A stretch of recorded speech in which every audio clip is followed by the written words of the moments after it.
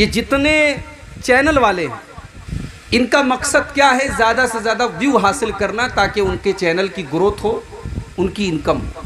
कि क्या चैनल की कमाई दुरुस्त है? उलमा कहते हैं कि चैनल की कमाई दर हकीकत उस पर आने वाले ऐड की कमाई है। ऐड अगर सही है तो कमाई सही है, ऐड अगर खराब है तो कमाई सही नहीं है। अब इस बात की गारंटी कौन लेगा कि आप तकरीर, आपने आखिरत पर तकरीर अपने चैनल पर अपलोड की, क़यामत के ऊपर तकरीर अपलोड की, और बीच में लड़की का नाच आ रहा है, किसी फिल्मी हीरोइन की तस्वीर आ रही है? तो सबसे पहला सवाल तो यही है कि हर गली हर नुक्कड़ पर जो एक चैनल खुला हुआ है, और इतने जाहिल हैं बाज चैनल वाले, उनको हिंदी लिखने की तमीज़ नहीं, उनको उर्दू लिखने की तमीज़ नहीं, उनको ये पता नहीं कि मुज़क्कर क्या है, मुअन्नस क्या है। उन्होंने चैनल बना दिया, साहब अंगूठा छाप है, हिंदी कुछ आ रही नहीं रही, इंग्लिश कुछ आ नहीं रही, उर्दू कुछ आ नहीं रही, चैनल खोल दिया उन्होंने। अब उस पर उन्होंने जो हेडिंग डाली है, अभी आपने सुना मौलाना जर्जीस साहब जेल में। जाहिर है हमारी जमात के मशहूर मुकर्रिर हैं, आलिम दीन हैं, हम सबको उनके हक़ में दुआ भी करनी चाहिए, उनके ताल्लुक़ से जो भी आसानी हो सके हमें उसके लिए पहल करनी चाहिए। अब मेरी तकरीर का टॉपिक कुछ और है, आपने मेरी किसी पुरानी तकरीर का कोई क्लिप ले लिया और आप हेडिंग डाल रहे हैं कि मौलाना जर्जीस साहब जेल क्यों गए, मौलाना जर्जीस साहब जेल से कब निकलेंगे, उनके साथ क्या साजिश हुई। क्या है भाई मेरी तकरीर पर नंगी औरतों की तस्वीरें लगा करके आप थंबनेल बना रहे हैं।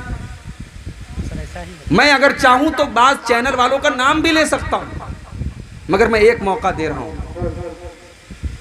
नाम लेना मैं मुनासिब नहीं समझता। मेरे भाइयों, आप इसकी इस्लाह कर लीजिए। आप तकरीर, अरे आपको अगर यही सब करना है तो आप नाच गाना डालिए ना, तकरीर को बदनाम मत कीजिए। आप चैनल बनाए हैं इस्लामी तकरीरों के नाम पर, और उस पर आप एक अच्छी खासी तकरीर की का थंबनेल आप लगा रहे, गंदा सा थंबनेल लगा रहे, उस पर औरतों की तस्वीर लगा रहे, उस पर जो है, क्या बोलूं मेरे भाई। तो मेरे भाइयों, ये आपके जलसे में आने वाली एक बड़ी खराबी है, इसकी आप इस्लाह की कोशिश कीजिए। दूसरी चीज़, अब बहुत धीरे धीरे ये चीज़ आम हो रही है, इश्तिहार पे फ़ोटो डालने की। क्या ज़रूरत है भाई इसे? अब्दुल गफ्फार साहब को लोग जानते हैं, आपको फ़ोटो डालने की ज़रूरत नहीं है। शेख बदरुद्दोजा साहब बहुत मशहूर शख्सियत है आपके दरमियान, उनका फ़ोटो डालने की ज़रूरत नहीं है। पहले मैं बंगाल में ये चीज़ें देखता था, आपके सीमांचल में नहीं थी, अब सीमांचल में भी आ चुका। पोस्टर पर तस्वीरें,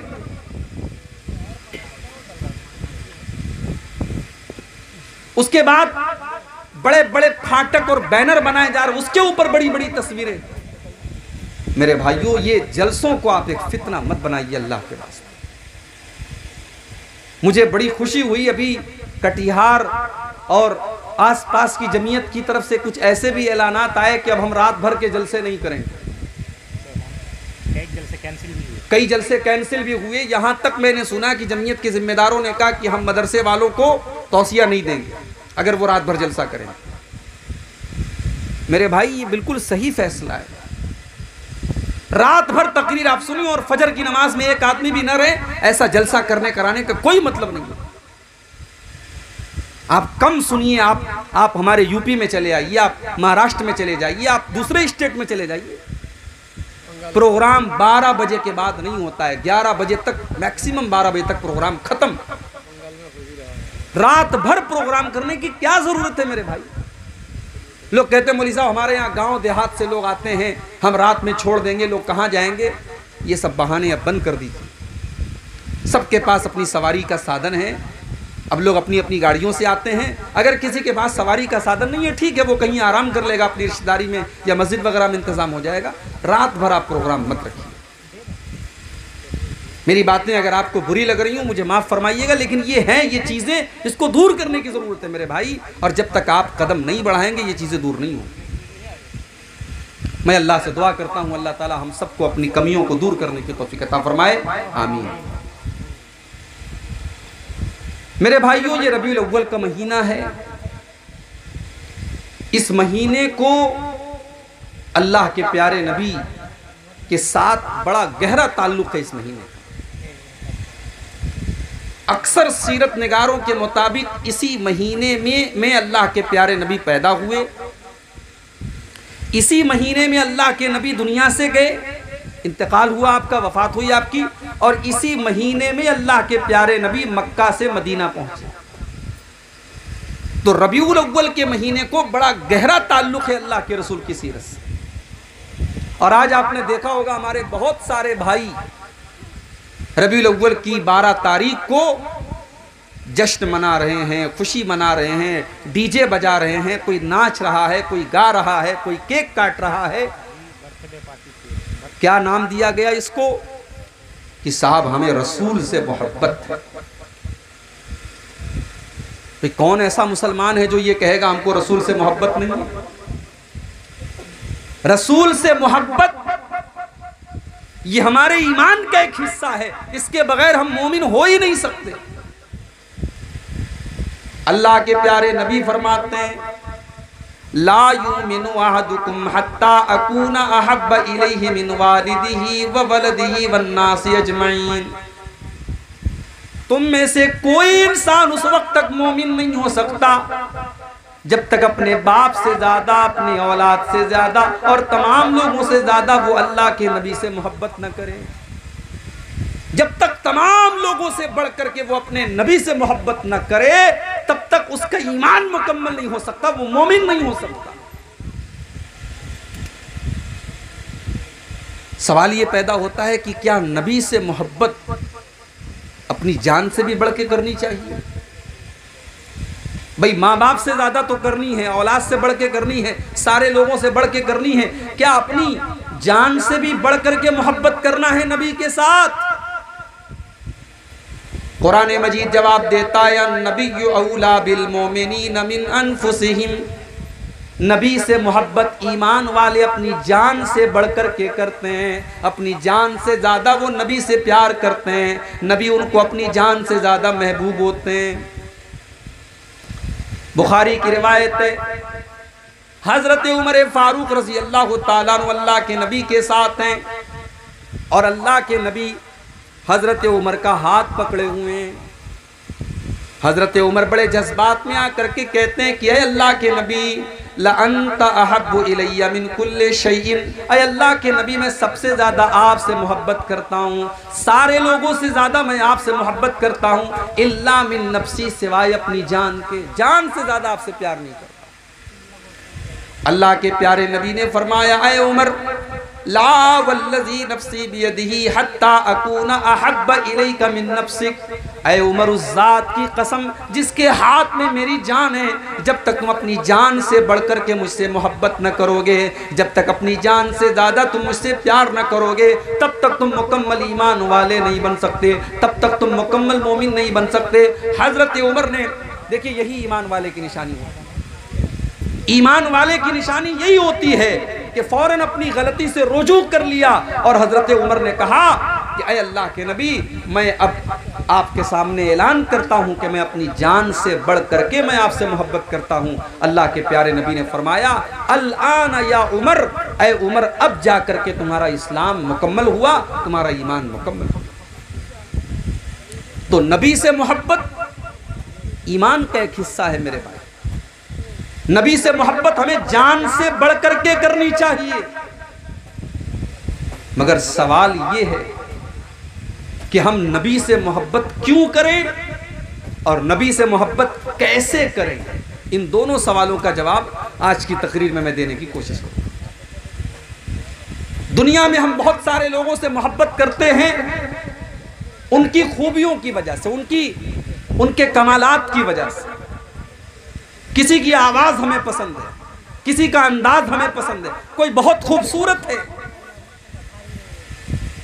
क्रिकेट, जो लोग क्रिकेट देखते हैं उनका कोई पसंदीदा क्रिकेटर है, उन्हें क्रिकेटर से मोहब्बत है कि साहब उसके अंदर क्रिकेट खेलने की एक अदा है कि नहीं? इंसान दुनिया में किसी से मोहब्बत करता है उसके कमालात की वजह से, उसकी खूबियों की वजह से।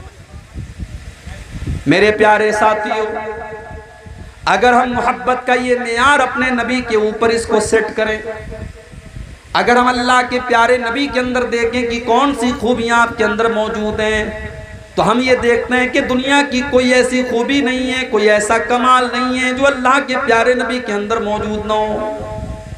आप हर खूबी के मालिक हैं, हर अच्छी चीज़ आपके अंदर मौजूद है। आपकी सीरत और किरदार तो इतना बेहतरीन है कि अल्लाह तबारक व तआला आपके किरदार की तारीफ करता है। कुरान में अल्लाह फरमाता है व इन्नका लअला खुलुकिन अज़ीम, ऐ नबी आप बड़े अजीम अखलाक के मालिक हैं, आपका अखलाक बहुत अच्छा है। आपका अखलाक तो ऐसा है कि 10 साल तक हज़रत अनस साहब की खिदमत करते हैं और 10 साल की खिदमत करने के बाद हज़रत अनस ये रिपोर्ट देते हैं, खदम तो रसूल अल्लाह सल्लल्लाहु अलैहि वसल्लम 10 सिनीन, मैंने अल्लाह के नबी की खिदमत 10 साल तक की। फमा क़ाल ली उफ़्फ़िन क़त्तु, 10 साल का पीरियड गुजर गया और अल्लाह के प्यारे नबी ने मुझे कभी उफ़ भी नहीं कहा। 10 साल कोई मामूली मुद्दत नहीं होती। 10 साल तक मैंने अल्लाह के नबी की खिदमत की और 10 साल में कभी ऐसा नहीं हुआ कि अल्लाह के नबी ने मुझे कहा हो, उफ़ कहा हो। किसी को तकलीफ पहुंचाने के लिए सबसे हल्का लफ्ज़ अरबी ज़ुबान में क्या होता है? उफ़। इसीलिए अल्लाह ने कुरान में कहा कि अपने वालिदैन को उफ़ भी मत कहो। हज़रत अनस कहते हैं कि 10 साल में अल्लाह के नबी ने मुझे कभी उफ़ भी नहीं कहा।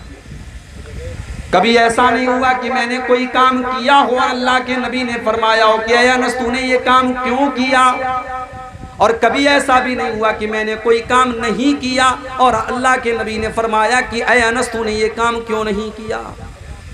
ये मेरे नबी का अखलाक। सच्चे इतने थे कि आपके बड़े बड़े दुश्मन भी कभी आपको झूठा न कह सके। अमानतदार इतने थे, जब मक्का से मदीना आप जा रहे थे, लोग आपके खून के प्यासे थे, लोग आपको जान से मार देना चाहते थे, मगर उस वक्त भी मक्का वाले अपनी अमानत अगर किसी के पास रखवाते थे तो जनाब मोहम्मद रसूलुल्लाह सल्लल्लाहु अलैहि वसल्लम के पास रखवाते थे। बहादुर इतने थे कि जंग के मैदान में जब सारे लोग मैदान छोड़ के भाग जाते, अल्लाह के नबी मैदान जंग में खड़े रहते और कहते अनन नबी ला कज़िब अनब्तु अब्दुल मुत्तलिब, ओ लोगों मैं अल्लाह का सच्चा नबी हूँ, मैं अब्दुल मुत्तलिब का बेटा हूँ, मैं झूठा नहीं हूँ, ओ लोगों मेरी तरफ आ जाओ। अल्लाह के नबी मैदान जंग में डटे रहते थे। बहादुर इतने थे, सखी और फैयाज इतने थे कि कभी आपने किसी को ना नहीं कहा। जब भी आपसे किसी ने कोई चीज मांगी आपने कभी किसी को ना नहीं कहा। एक सहाबी अल्लाह के नबी के पास आते हैं, अय अल्लाह के नबी मैं एक चादर आपको गिफ्ट करना चाहता हूं, मैं एक चादर आपको देना चाहता हूं। एक हदीस में कि औरत आती है, सहाबी आती है, अय अल्लाह के नबी मैं आपको एक चादर देना चाहती हूं। उसने एक बेहतरीन चादर अल्लाह के नबी को ला करके दे दी। इत्तेफाक से अल्लाह के प्यारे नबी के पास उस वक्त कोई और चादर नहीं थी, आपको चादर की ज़रूरत भी थी। आपने उस चादर को कबूल कर लिया और उस चादर को आप पहनने लगे, ओढ़ने लगे। एक सहाबी की नज़र पड़ गई, अय अल्लाह के नबी ये चादर बहुत अच्छी लग रही है। अय अल्लाह के नबी क्या आप अपनी चादर मुझको गिफ्ट कर देंगे, क्या आप अपनी चादर मुझको दे देंगे? अल्लाह के प्यारे नबी ने अपनी चादर को उतारा और सहाबी को दे दिया, फौरन उतार करके दे दिया। दूसरे सहाबा ने उस सहाबी से कहा तूने ये अच्छा काम नहीं किया, तू जानता है कि अल्लाह के प्यारे नबी को चादर की जरूरत है, आपके पास कोई दूसरी चादर नहीं है, और तू ये भी जानता है कि अल्लाह के नबी किसी को ना नहीं करते। जब नबी से कोई चीज़ मांगी जाए तो नबी किसी को ना नहीं करते, तूने क्यों नबी से ये चादर मांगी? वो साहबी कहने लगे, ओ लोगों मेरी तरफ गलत नजरों से न देखो, मैंने ये चादर क्यों मांगी है, जरा मेरा मकसद भी तो सुन लो, मैंने ये चादर क्यों मांगी है। रजा हुसूल बरकतिहा, मैंने ये चादर इसलिए मांगी है क्योंकि इस चादर को जनाब मोहम्मद रसूलुल्लाह ने पहना है और मैं ये चाहता हूँ कि मैं इस चादर की बरकत हासिल कर लूँ, क्योंकि ये चादर नबी के जिस्म के ऊपर गई है, अल्लाह के प्यारे नबी ने पहना है, इसलिए मैं चादर मांग रहा हूँ और मैं इस चादर को अपना कफन बनाना चाहता हूँ। मैं चाहता हूँ कि जब मेरा इंतकाल हो जाए, जब मैं मर जाऊँ तो इसी चादर में मुझे कफना दिया जाए। ये अल्लाह के नबी का अखलाक था। गाली का जवाब आपने गाली से नहीं दिया। आजकल सोशल मीडिया पर एक पोस्टर बड़ा वायरल हो रहा है। हमारे भाइयों ने जो 12 रबीउल अव्वल को ईद मिलादुन नबी मनाते हैं, उन्होंने एक बहुत बड़ा सा पोस्टर निकाला था, बैनर कहीं लगाया था और बैनर पर लिखा था वहाबी, और वहाबी के आगे गंदी सी गाली थी जो मैं तकरीर में बयान नहीं कर सकता। वहाबी के आगे गाली लिखी थी। क्यों साहब? नबी के चाहने वाले हैं और ये गुस्ताख लोग हैं, ये लोग नहीं मानते, इसलिए हम इनको गाली देंगे। वहाबी के साथ हमने गाली का लफ्ज इस्तेमाल किया। ओ लोगों जरा शर्म करो, जरा शर्म करो। जिस नबी की मोहब्बत के नाम पर तुम आज दूसरों को गाली दे रहे हो, उस नबी ने अपनी जुबान से कभी गाली नहीं दी। उस नबी का हाल तो ये था। अम्मा आयशा फरमाती हैं, मा कान रसूलुल्लाह सल्लल्लाहु अलैहि वसल्लम फाहिशन वला मुतफाहिशन, अल्लाह के प्यारे नबी ने कभी अपनी जुबान से गंदा लफ्ज इस्तेमाल नहीं किया, कभी गाली के जवाब में भी आपने गाली नहीं दी। वला सख्खाबन फिल अस्वाक, अल्लाह के प्यारे नबी बाजारों में चीखने चिल्लाने को पसंद नहीं करते थे। ओ लोगों, जो नबी बाजारों में चिल्लाने को पसंद नहीं करता था, आज उस नबी की मोहब्बत के नाम पर आप डीजे बजा रहे हैं, सारे गांव को सुना रहे हैं, सारे घर वालों को, सारे मोहल्ले वालों को सुना रहे हैं, रास्ते बंद कर रहे हैं। आज मेरे पास वीडियो आया है मुंबई का, बड़े बड़े बड़े डीजे बज रहे हैं, गाने बज रहे हैं, म्यूजिक बज रहे हैं। जिस नबी ने म्यूजिक की आवाज सुनकर अपने कानों में उंगलियां डाली हो, जिस नबी ने म्यूजिक को शैतान का आला करार दिया हो, आज उस नबी की पैदाइश के जश्न के नाम पर आप म्यूजिक बजा रहे हैं। केक भी काटा जा रहा है। नबी ने तो अपना नाम नहीं काटा। हजरत अली रज़ी अल्लाह ताला अन्हु सुलह हुदैबिया के मौके पर जब अल्लाह के नबी ने कहा कि मुहम्मदुर रसूलुल्लाह काट करके मोहम्मद इब्न अब्दुल्ला लिख दो, तो हजरत अली ने कहा कि मैं रसूलुल्लाह का लफ्ज नहीं काट सकता। हजरत अली ने तो नहीं काटा, लेकिन आज नबी का चाहने वाला नबी का नाम लिखता है और फिर उसके बाद उसको चाकू से काट भी रहा है। मेरे प्यारे साथियों, गौर कर लो कि आज मोहब्बत के नाम पर हम कहाँ जा रहे हैं। मुझे तो हैरत उनके उलमा के ऊपर, उनके मौलवियों के ऊपर है। वो अपने पेट की दुकानों को चलाने के लिए अपनी आवाम को कैसे गलत रास्ते की तरफ लेकर के जा रहे हैं। ओ लोगों, आओ मैं तुमको बताता हूँ अल्लाह के नबी से मोहब्बत का क्या मतलब है। अल्लाह के नबी से मोहब्बत किस चीज़ को कहते हैं। ज़रा कुरान का सूरह तौबा की आयत नंबर 24 उठा लो। हम लोगों को बहुत सारे लोग 24 नंबर भी बोलते हैं कि ये वहाबी लोग 24 नंबर होते हैं। आओ 24 नंबर का मतलब समझना है तो जरा हमसे समझो। सूरह तौबा की आयत नंबर 24 उठा, कुरान का 10वां पारा, सूरह तौबा की आयत नंबर 24। अल्लाह फरमाता है, कुल इन काना आबाउकुम व अबनाउकुम व इख्वानुकुम व अज़वाजुकुम व अशीरतुकुम व अमवालुन इक़्तरफ़्तुमूहा व तिजारतुन तख़शौना कसादहा व मसाकिनु तरदौनहा। अल्लाह ताला ने 8 चीजों का नाम लिया। बड़े गौर से सुनिएगा, मेरे पास सिर्फ कुरान और हदीस है, कोई तीसरी चीज नहीं है मेरे भाई। और मैं बहुत मजबूर हूं, मैं नहीं चाहता कि रात को 2 बजे मुझे आपके सामने लाया जाए। मैं चाहता हूं कि ऐसे टाइम मुझे तकरीर का मौका दिया जाए जब आप गौर से मेरी बात को सुने और मैं अच्छे तरीके से समझा सकूं। लेकिन मैं जानता हूं ये बहुत मुश्किल काम है। रात के 2 बजे हैं, आपको नींद भी आएगी, बहुत सारी बातें आपके सर के ऊपर भी जाएंगी। मैं कोशिश करूंगा आपको अपनी बात समझाने। अल्लाह ने 8 चीजों का नाम लिया। अल्लाह फरमाता है कि ऐ मेरे नबी आप ऐलान कर दीजिए, कुल इनकाना आबाउकुम, ऐ मेरे नबी आप ऐलान कर दीजिए कि ऐ मुसलमानों 8 चीजें ऐसी हैं जिनसे तुम बहुत ज्यादा मोहब्बत करते हो, 8 चीजें ऐसी हैं जिनसे तुम बहुत ज्यादा प्यार करते हो। सबसे पहली चीज, कुल इनकाना आबाउकुम, अगर तुम अपने बाप से प्यार करते हो। कौन अपने बाप से प्यार नहीं करता? कोई बदनसीब होगा, कोई बदबख्त होगा, कोई नामुराद होगा जो अपने बाप से मोहब्बत नहीं करे।